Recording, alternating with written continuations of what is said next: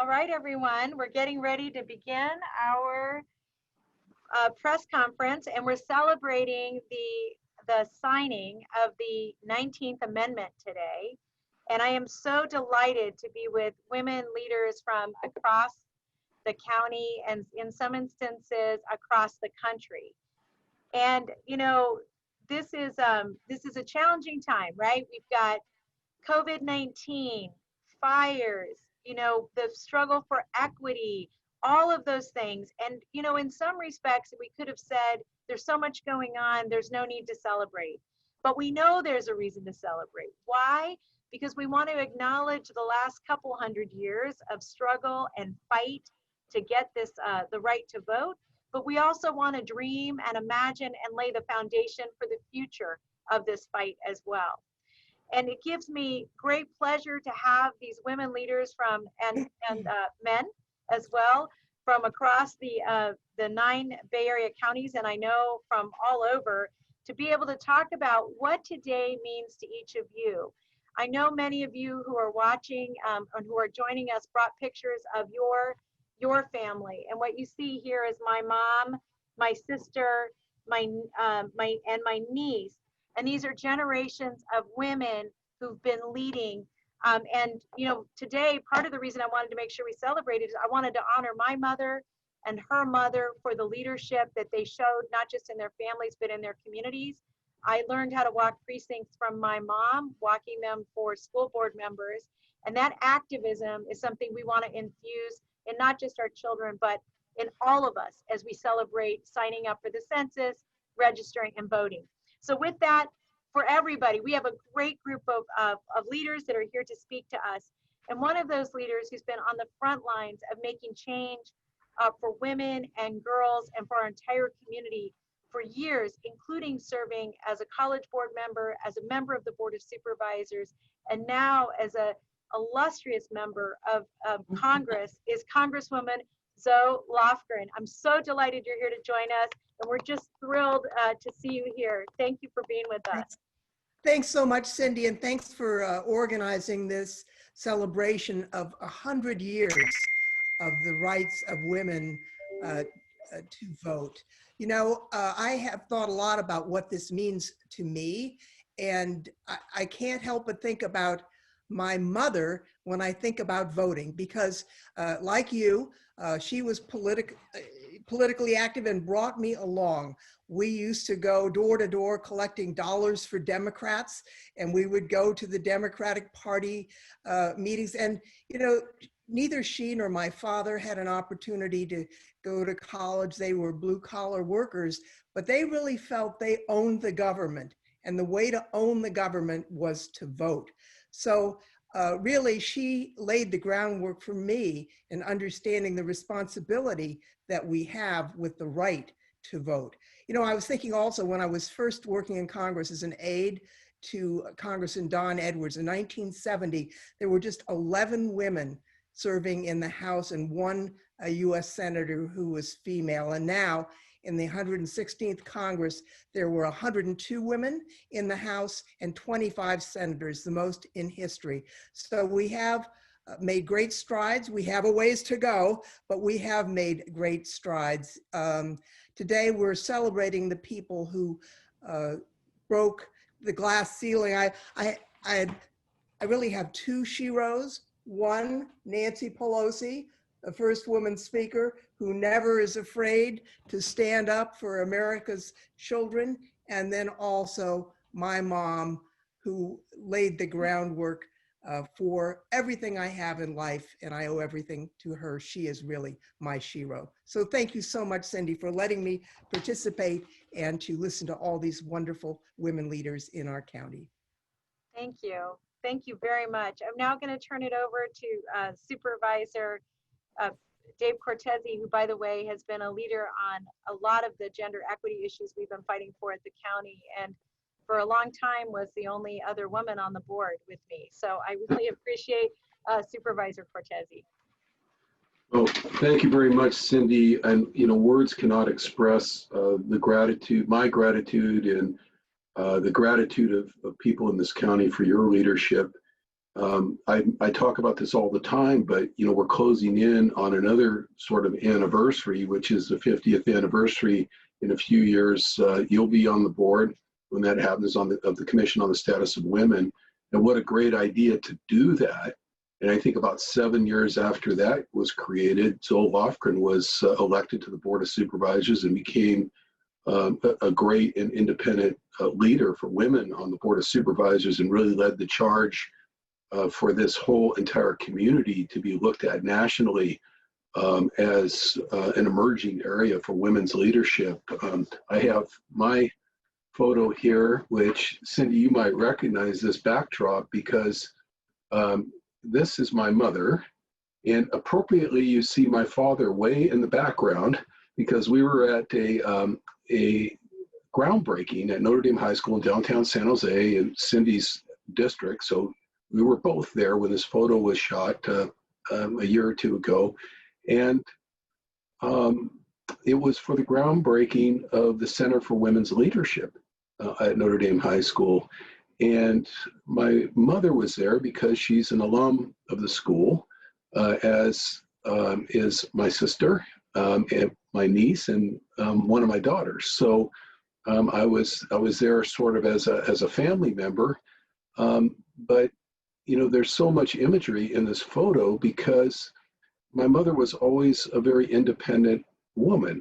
She grew up essentially in a single parent household. She moved from a very urban environment after marriage to a rural place where you practically had to be independent just to survive, what people used to call the farming district of Evergreen back in those days. So but what I know, and a lot of people know, inside the inside intel, and it probably wouldn't surprise anybody, is she was really running the show. And I do mean on the political side quite a bit too. I can tell now when I hear the backstories about how things got done and how decisions were made during my father's political career, that she was in the forefront every step of the way. And that is so indicative of the women from her generation, but it's also something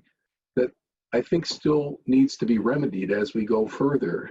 It shouldn't be that a woman is out in front like that, but sort of the code switching, if I can borrow on that term, is that I'm here to be in support. And so that's just a little personal opinion of mine, but it has fired me up to work very closely with Supervisor Chavez, again, who has done such a tremendous job in areas like pay equity, bringing not only hearings, but real action and funding to issues like gender violence, including an actual department, an office that deals with that issue now, human trafficking, and just generally advancing women. And this wasn't just a quick thing to organize. I think many of us know who have been around Cindy for the last couple of years. Even just this day has been a work in progress and a lot of hard work. So thank you, Supervisor Chavez. Thank you, Protima. Thank you, everyone at the Office of Women's Policy, the Commission on the Status of Women, and all of those who came before us that have been moving us forward in the movement to this point. I stand with you, and thank you for the opportunity to be here. Thank you so much for being here. And I wanted to let my colleagues know that we have about 166 attendees that are also joining. And once we're done with this part of the press conference, we're going to turn to everybody, ask them to turn their screens on and hold up their pictures of who they're here representing if they have them. So thank you, Dave, and thank you for all of your leadership. Next, we're getting a chance to talk to Sharon Bouska. Sharon Bouska is from the AAUW and a leader on the Women's Equality 2020 Leadership Council. And I dare say the woman that represents the reason we're here today, because she had a vision for us not missing this opportunity in our community. So let me turn it over to Sharon. Okay, great. Thank you, President Chavez. My shero is Rosie Stagnero Lavagetto. She was born in 1880 in Oakland, California, to Italian immigrant parents. She voted in the 1912 presidential election because in 1911, California women won the right to vote. She was eligible to vote because she met the California criteria. She was 21 years of age or older. She resided in a county where she was going to vote. She was not an idiot or insane. She was not convicted of an infamous crime. She could write her name. She could read the Constitution in English, and she was not a native of China. You see, in 1787, the Constitution was adopted, but there was no national standard for the voting rights. It was left up to states to determine who could and should vote. It has taken acts of Congress and 2 amendments to open the door for all citizens. Yet in principle, states legally can set limits on how and where their citizens can vote. And this greatly affects women. This would not be acceptable to Rosie. How tenacious she would have been to go to that polling place in 1912. Was she cheered? Was she jeered? Was there even a polling place in her immigrant Italian community? Did she have to read aloud part of the Constitution before she could mark her X? Rosie persisted and passed on to my father, a World War II Navy veteran and survivor of Pearl Harbor, and to me, a love and willingness to fight for all that's good in our country. Rosie Stagnaro-Lavagetto, the first woman in my family to vote. Thank you. Beautiful, Sharon. Thank you. Thank you. That is awesome. Now we're going to go to Margaret Ave Koga, who is the mayor of Mountain View and also a member of our committee. Good morning, everyone, and thank you so much, Cindy, for having all of us together. I'm really honored to be in this impressive, powerful group of women and men in Santa Clara County. And I certainly stand on the shoulders of my mother, an immigrant, and frankly, all immigrant women who sacrificed their lives to build a better life for their children here in the United States. And my mom was a mom. It was my dad who was actually much more active in the community, but it was because of her being able to offer that solid support, I think, that he and then I were able to get involved in public service. So I'm definitely grateful to her. But I think because of her, I learned from her and preferred to be in the background. And it was actually not until I had my 2 daughters, and they are my inspiration for running for public office. And they actually gave me the strength to do so. And so I stand here representing them today and the future that they represent. I joke that I ran for office after each of my babies. Something about bringing life into this world gave me the strength to run for public office. And now that they are 18 and 16, they're quite outspoken, and they share with me what their generation, the Gen Zs, are thinking about often. And what struck me about the Gen Zers is their sincere concern about the environment and climate change, because they are sincerely concerned about whether the world will be habitable and in existence in their lifetime. And I see my girls, again, as an example of their generation. And I think, it's really incumbent on us to ensure that they have a future that is bright. And we can't just talk about it, but we really have to double down on our efforts to protect our environment and combat climate change. And so that's what I like to stand for today. And so I know November is a very critical election that will determine the direction of our country and whether we'll be able to protect the earth for our future generations or not. And also, as a woman of color, as I have the distinction of being the first API female council member in Mountain View. And I plan to vote for equity and inclusion of all people and to dismantle the systemic racism that has plagued this country. So as we celebrate this 100th anniversary of our women's right to vote, let's all of us take action and use that right forcefully this November and do the right, vote for the right folks to lead our country. Thank you. Thank you so much, Margaret. I forgot to show, these are my girls. Yay, they're beautiful and accomplished. Thank you so much, Mayor. We're going to now turn over to the Santa Clara County Office of Women's Policy, Protima, Pandey. Okay, good morning, everybody, and thank you, President Chavez, Congresswoman Zoe Lofgren, for taking the time to join us, each of our council members, our honorary feminist Supervisor Cortese, and everybody joining us this morning. It is my honor and my pleasure, and I'm humbled as an immigrant woman of color to have been granted the responsibility to lead the Office of Women's Policy, which is part of the Division of Equity and Social Justice. I got my citizenship 2 years ago, specifically because I was troubled by a statement that my child made about the little stickers that everybody gets when they go vote. I know some of you have heard me say the story before, and I'm sorry I'm getting emotional. But really, that sticker is power. And that's what each of us have today because of the courage of women who came before us. Ida B. Wells, Sojourner Truth, Grace Lee Boggs, an Asian Pacific Islander author.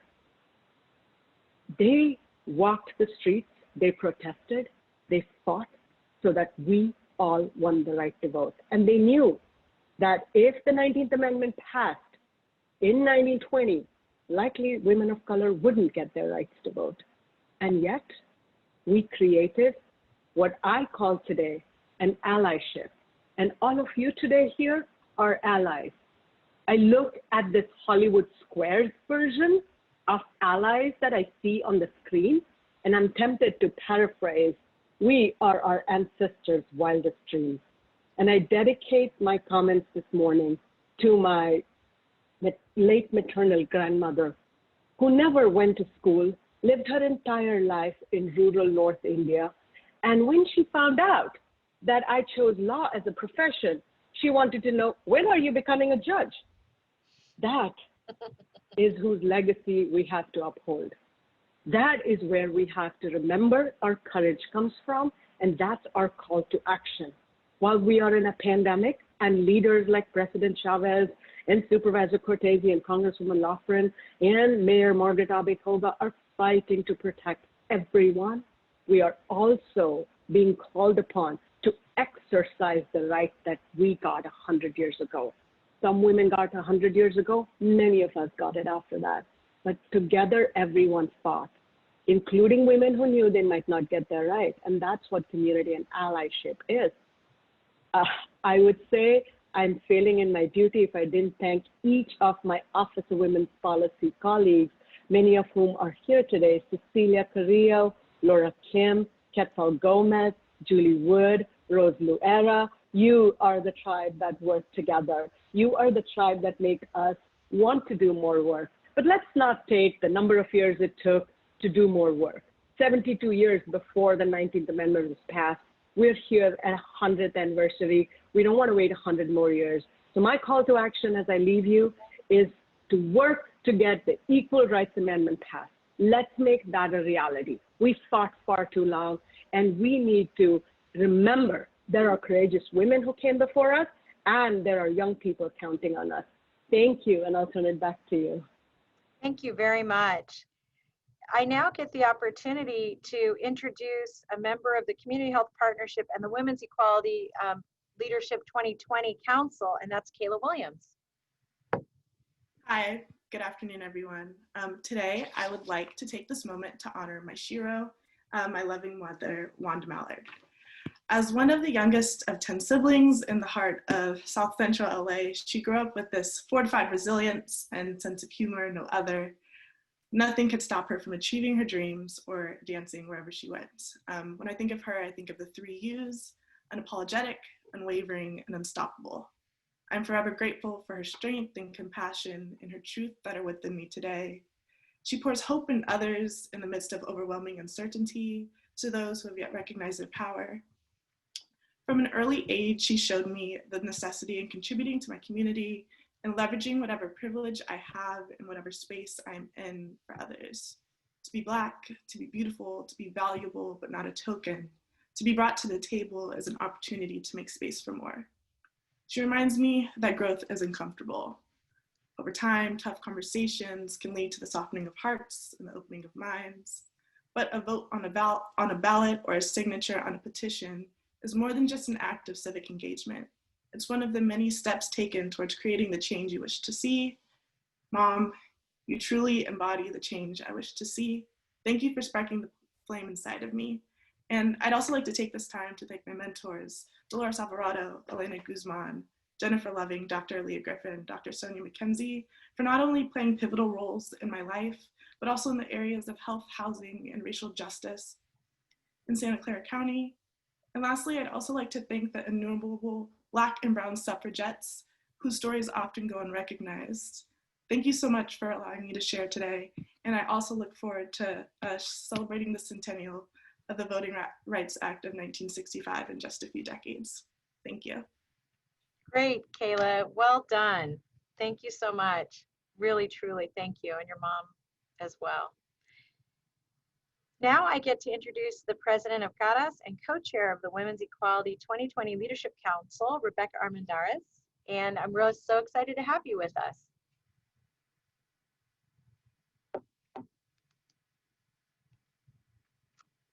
Rebeca, you are on mute.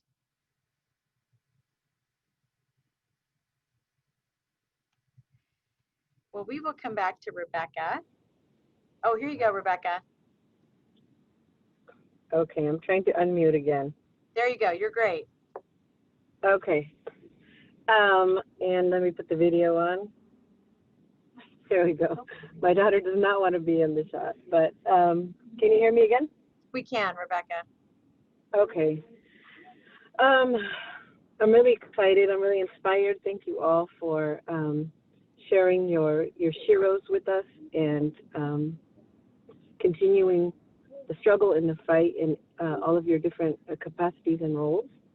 I have a picture here of my shero. Big surprise, right? It's my mom, and she was 21. Her glamour shot there. And she, you know, my mom was born in. Rebeca, you just went on mute. There you go. Okay. I was saying my mom was born and raised in Gilroy. She was born to farm worker parents. My grandma was actually blind. She went blind working in the fields in Bellflower, California when she was 15, and she was illiterate. She wasn't allowed to learn how to read and write because her mom said that if she did, then she would write to her boyfriend, and then she would leave her. And she wasn't allowed to leave her. She had to take care of her own mom. So my grandma was also amazing in that she ran a business with my grandfather and raised her kids being blind her whole life and illiterate. And so my mom learned a lot about resiliency and strength and not having any boundaries in terms of what you could do and what you could accomplish. And my mom, she has accomplished a lot, not just for her life and for my family, but for women. She was a trailblazer in that, or she is a trailblazer in that as she was fighting for justice, for social justice in the 60s and for farm worker rights here and throughout the valley. After she got married, she had a miscarriage due to a car accident. And when she went to apply for disability insurance, because she had to be hospitalized, the state official told her that she didn't qualify for disability because it was pregnancy related, and women at that time were not allowed to receive disability benefits for pregnancy related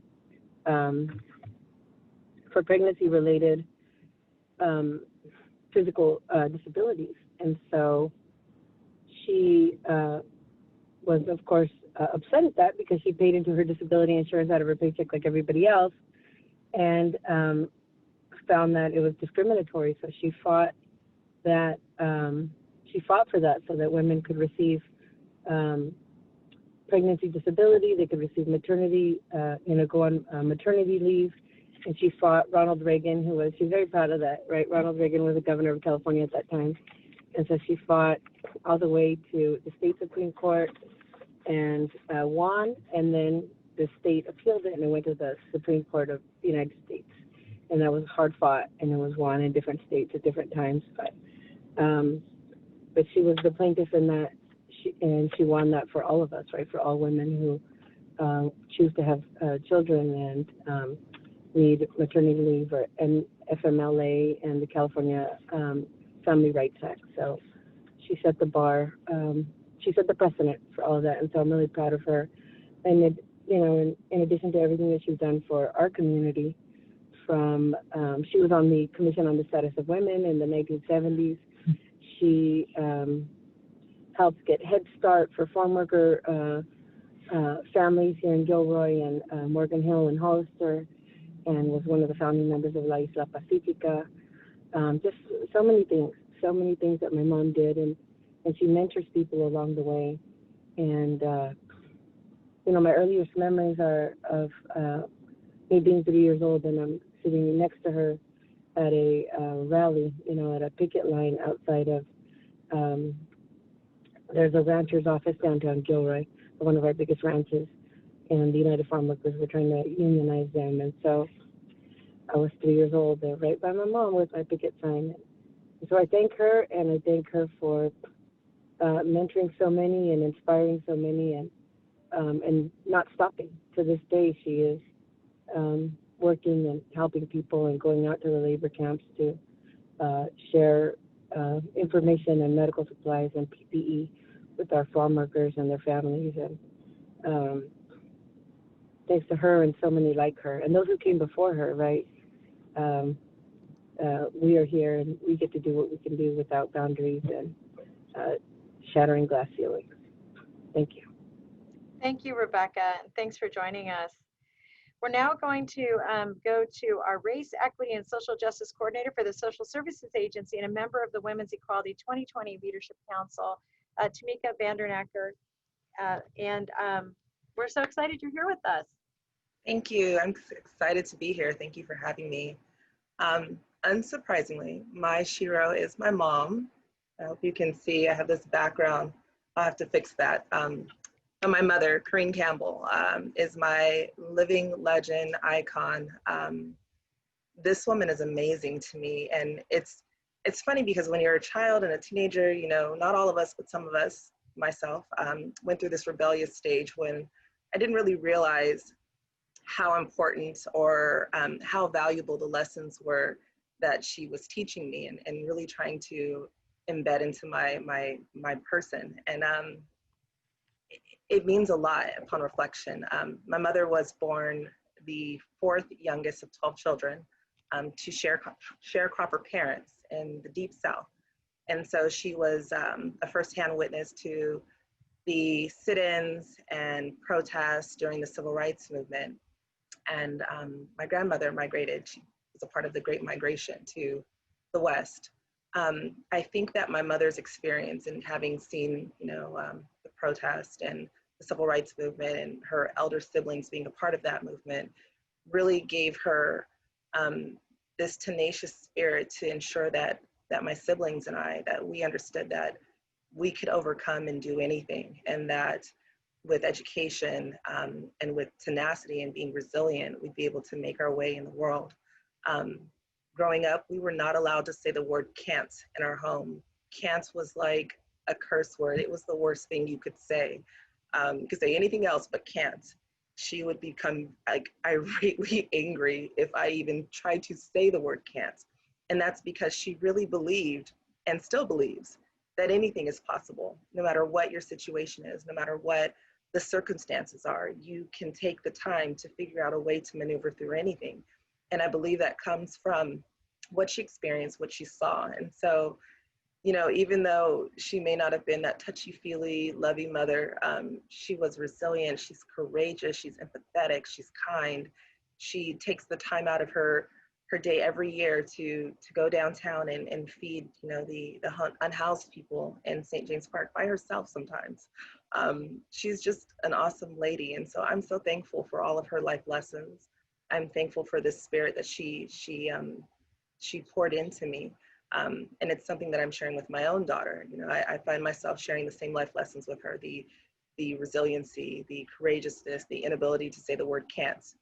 That's something that's not allowed in my home. And so my mother is my Shiro, Corrine Campbell. She is a San Jose resident. So if you guys happen to see her in the streets, just tell her she's wonderful. Thank you. Thank you for being with us today. Next, I'm going to introduce a member of the county's Office of LGBTQ Affairs and the Women's Equality 2020 Leadership Council, and that is Sera Fernando. Hey folks, first off, I just want to say happy Silicon Valley Pride. It is Silicon Valley Pride this week, so make sure you celebrate with rainbows this weekend. But let me tell you about my Shiro. My Shiro is someone I hold dear to me. My Shiro is the one and only Marsha P. Johnson. So Marsha P. Johnson, the mother of the modern day Pride celebration. What you know in June as a Pride celebration, the mother of that celebration in protest when Pride started off as a riot was Marsha P. Johnson. And she contributed to my activism in so many ways. Last year, we celebrated the 50th anniversary of Stonewall riots. And Marsha, although she's accredited with being the first one to throw the first brick, who knows if she did or didn't, that doesn't matter, because what matters is that she led the fight against police harassment, police brutality, anti-LGBT discrimination. All of this is modeled in today's protests that you see out here. Everything that Marsha P. Johnson has done is modeled today.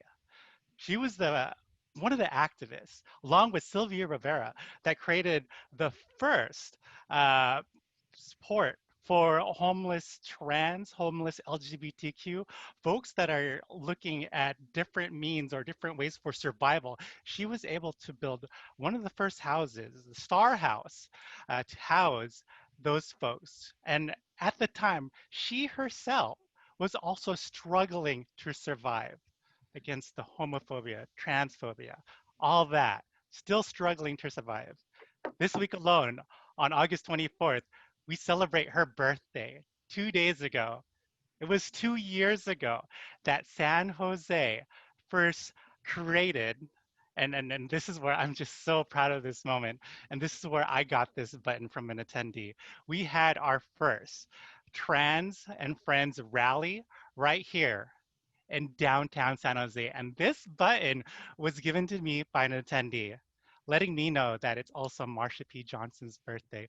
Such a heartwarming event. And only the last couple years, like this year and last year alone, she's getting her roses. There's statues being created in her honor. There's parks in New York being created in her honor.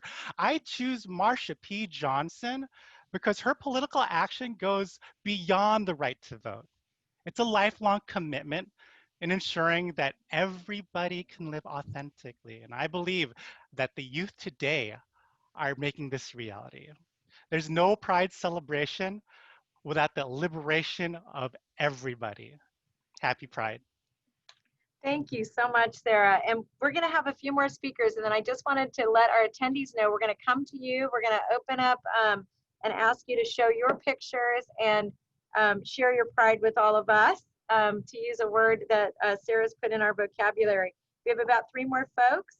And I'm going to start with Superintendent of Santa Clara County Office of Education, who's actually one of the leaders of really helping us fight COVID-19 and has been an active member of WELC and really engaged the youth in this year-long celebration. So Dr. Dewan, I'm going to turn it over to you. Thank you so much, President Chavez. It's really an honor to be here. I am Dr. Mary Ann Dewan, your Santa Clara County Superintendent of Schools.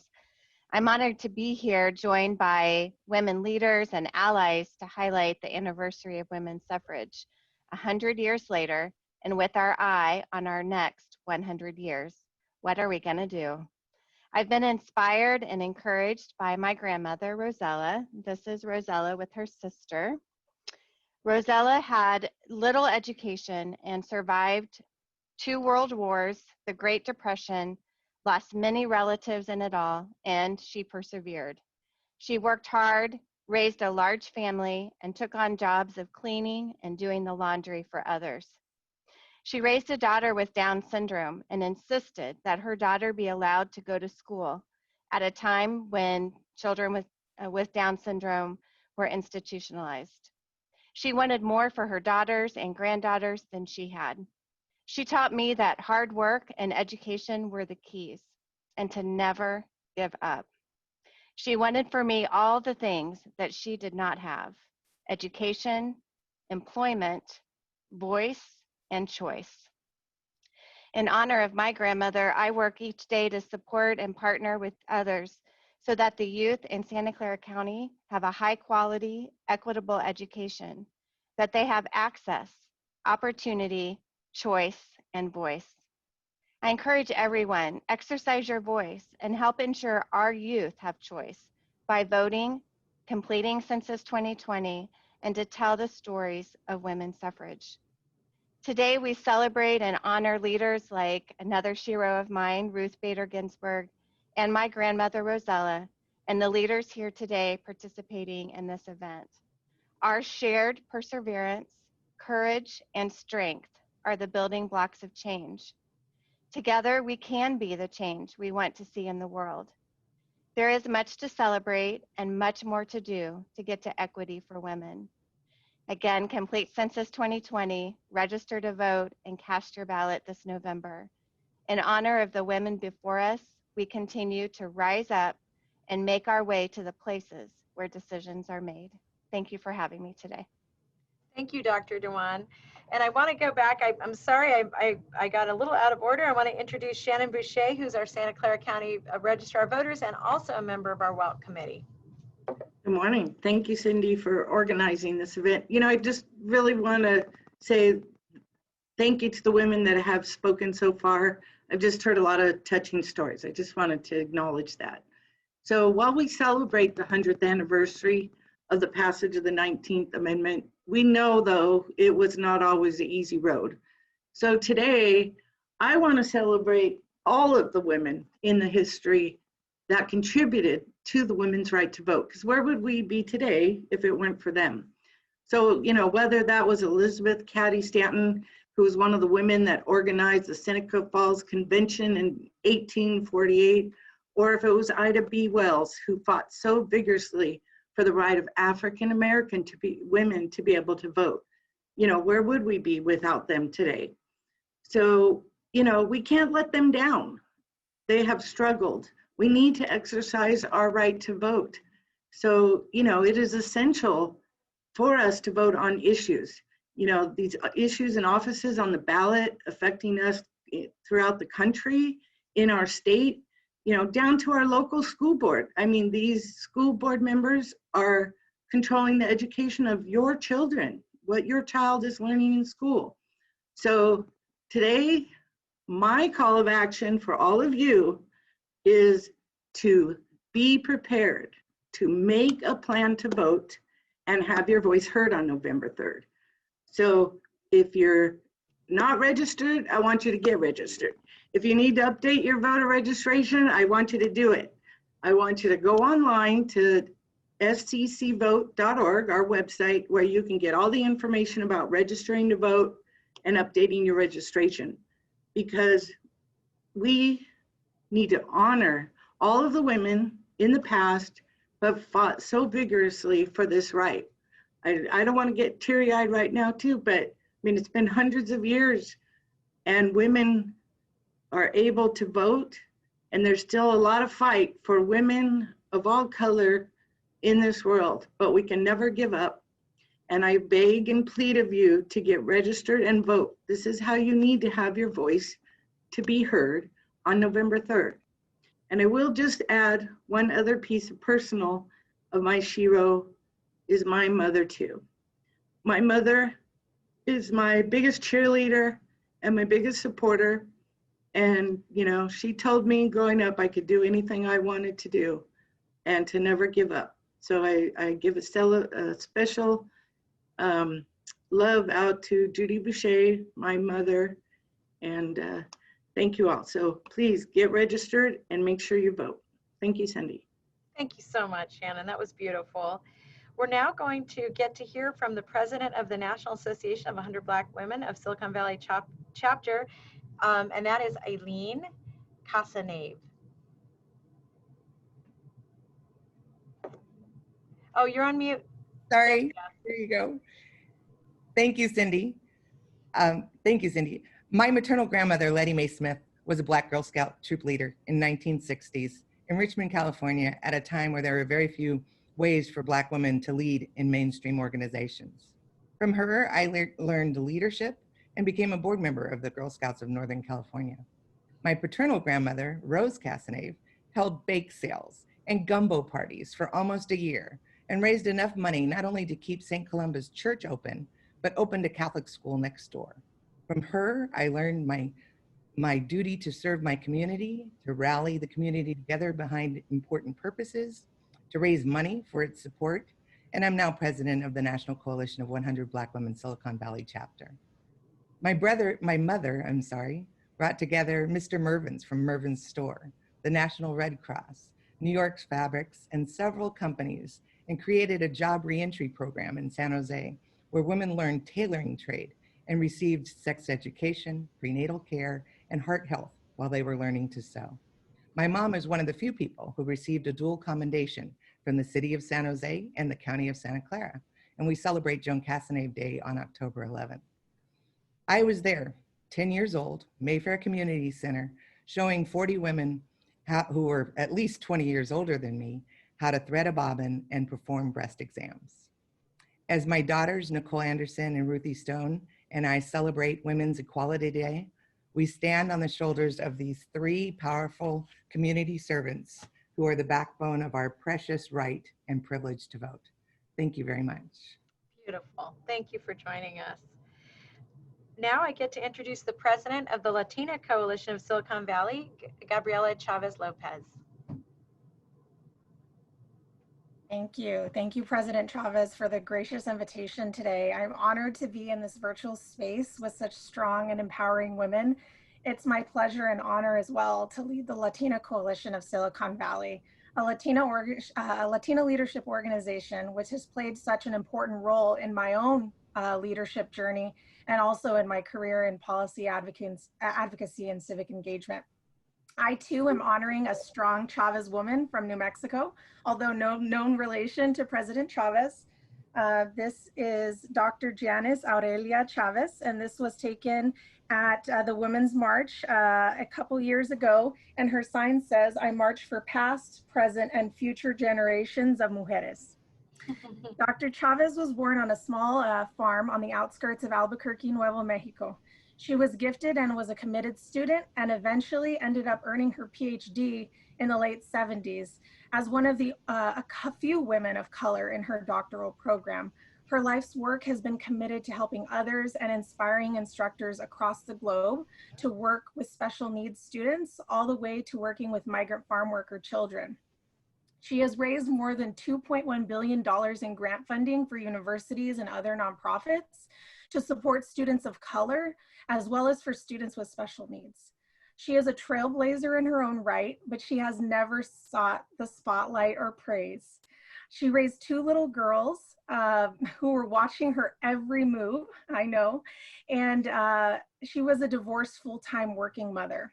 She fought fiercely for justice and equity, not only for her family, I can tell you, but for the community that surrounded her. I remember her taking me into the ballot box with her since I was a little girl, and her always telling me how important our voice and our vote was. And that's one of the fondest memories I have with my mother, getting all squished in the ballot box with her, these kind of like cardboard ballot boxes. It was interesting.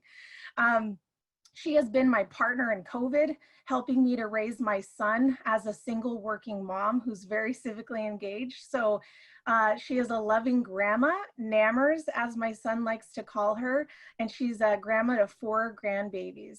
She is my lifeline and supports me in the work that I do every waking moment for the community, and I'm so grateful to her. She is my first shero, my first teacher, and a damn good one at that. Best part is I get the honor and the privilege to call her mom. Thank you, Mom. Thank you, Dr. Chavez. I love you and you inspire me. Thank you.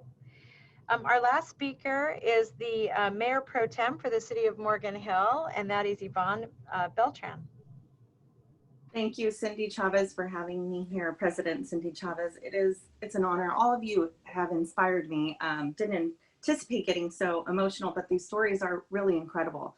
And thank you, Cindy, for bringing everyone together. It's the perfect way to celebrate.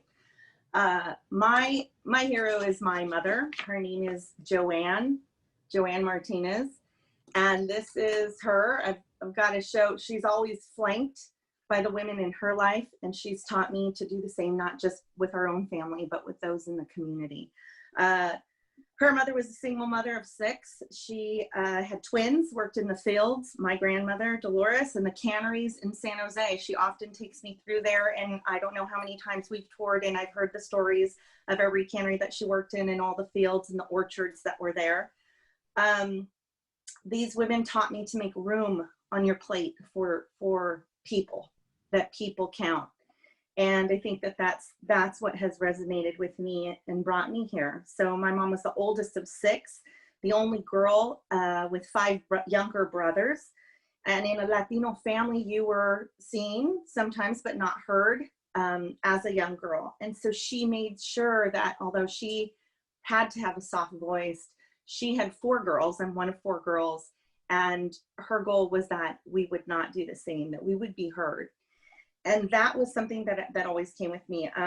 She overcame poverty, violence, and so many,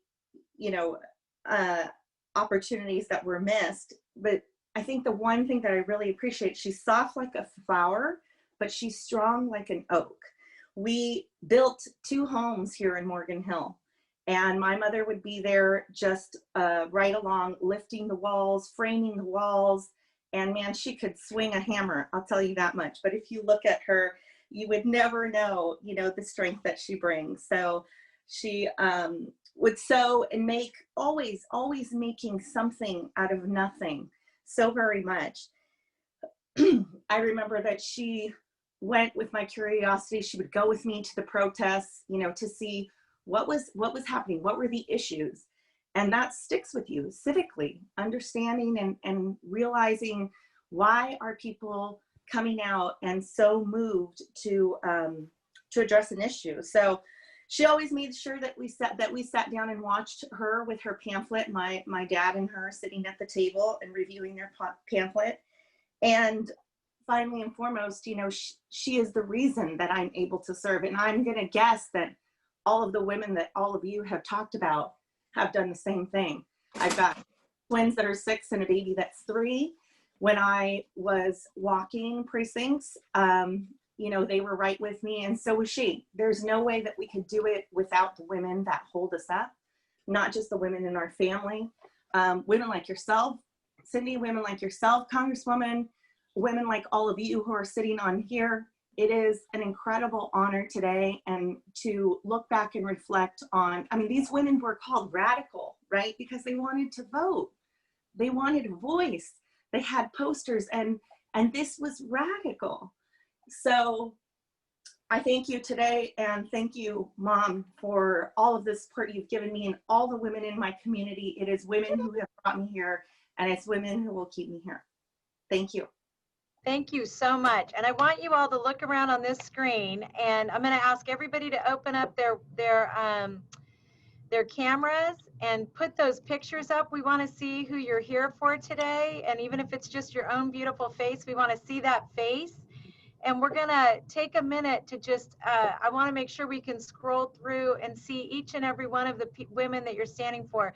It is amazing to see so many of you, and to see men too. Gary, we see you, and Pamela and Camille.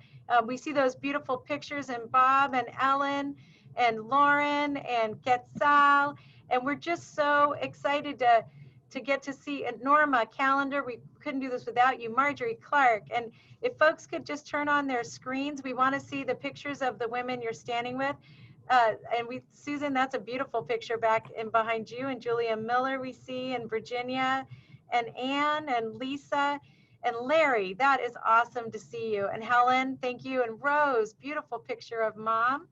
And we just want to, and Brian, thank you for being here, and Jolene Smith, and Nuria Fernandez, and Karen Adams, and Mylene Madrid, and Cindy Aloha, and Tanis, beautiful. We want to thank all of you for being with us today, because here's what we know. We know that, and Sarah Janigan, gorgeous. We know that, that we're a strong community because we stand together, and all of the work that you all do day in and day out really lays the groundwork for those who come after us. And so what we're going to do is, many of us have traditions of really honoring our family members even long after they're gone at family events or otherwise. So what we're going to do, thank you, Joan Rivas Cosby, we're going to turn on, and hey, Kathy, we're going to turn on, ask if you can unmute yourselves, and we want to give you just a couple minutes to shout out the women you're here for today. I'm here for Carmen and Raquel, and we want to hear I'm from here for all Nani and Juhi. Let's I'm hear here it from from Nani and Nani. Juhi. Who are you here for? And Hildegard. Grandma and my Corky and my mom and my aunt, my girl. For my mom, Peter. I'm here for my mom. The strong women. And people Hi, like Jojo, and Linda. Barbara Manuel. Mother. Sharon. Yeah. Barbara Briggs Galloway, founder of Boomsy. Oh, that's where My mom, Carol Klein. 100 years old. I see you. Oh, it's good to see you. My mom, Ivy Fox. Loopy Barunda. Let's hear it, you guys. Grandmother, all of the women, Supervisor Chavez, my grandma and my daughter. all the wonderful leaders. Madison. I'm here to create opportunity for my daughter in college. Cindy Chavez. I want to say, And honestly, I'm going to tell you what I tell everybody. Judy Pipkin, it's beautiful to see you, and Ray Mueller.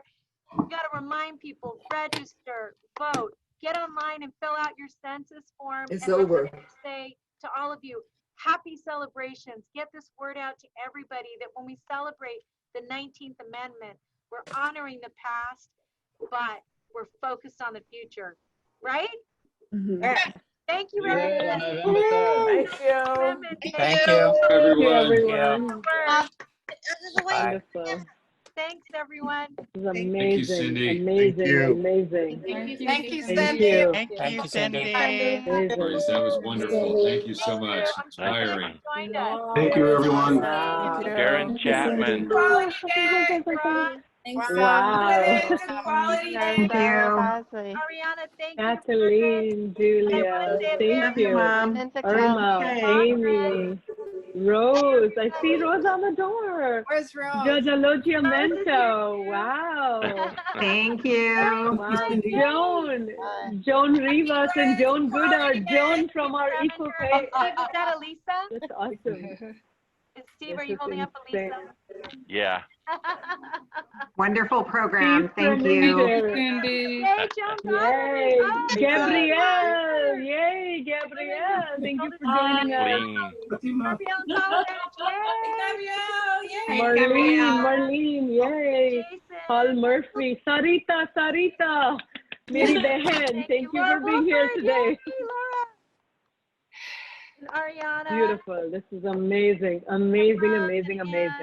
Thank you all. Great job. Victor, thank you. Hello, Sarah Nicholson. Smilene. Marjorie, yay, Marjorie. Hey, that is beautiful. This was wonderful. Wow. Thank you so much. Thank you for including me. Thank you. Hi, Yvonne. Hi. Thank you, Cindy. Appreciate it. Thank you. Bye. Thank you. Bye, everyone. Bye, Thank you. everyone. Wow. Excellent. Goodbye. No pressure. We got a lot to do.